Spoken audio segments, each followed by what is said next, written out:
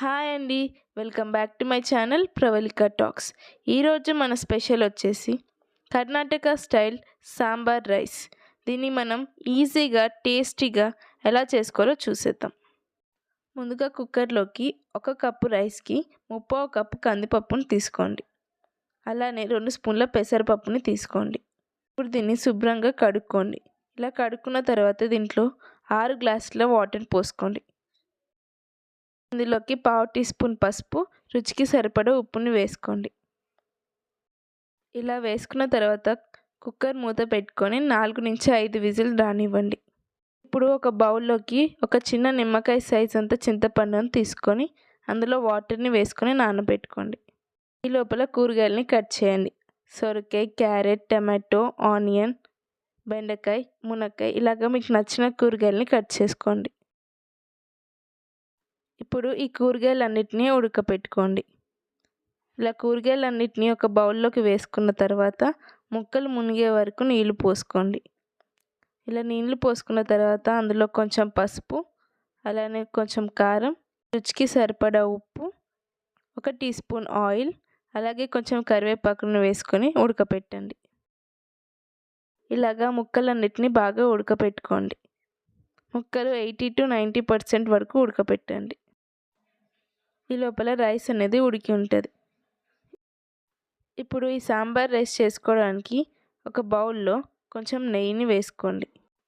2 tablespoon oil, 1 teaspoon జీలకర్ర, 1 tea spoon ఆవాలు, అలానే 2 ఎండుమిరపకాయలని తుంచి వేసుకోండి.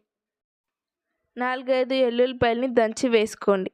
అలానే కొంచెం కరివేపాకును వేసుకొని కలుపుకోండి.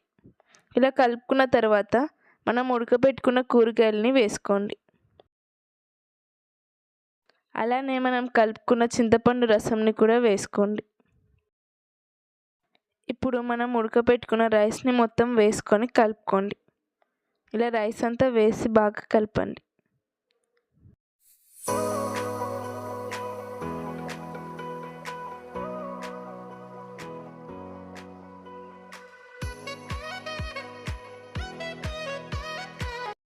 ఇప్పుడు అందులోకి సాంబార్ మసాలాని వేయండి. నేను ఇక్కడ ఎంటీఆర్ సాంబార్ మసాలాని వేస్తున్నాను. ఇలా మసాలాని వేసినాక బాగా కలపండి.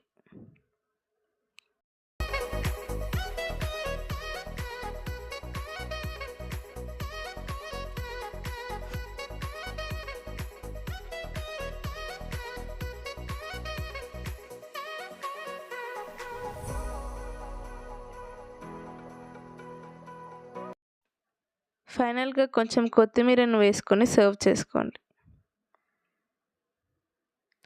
చూసారా ఎంత tasty and easy sambar rice ready అయిపోయింది. చూసారా ఎంతో tasty and easy sambar rice అనేది రెడీ అయిపోయింది.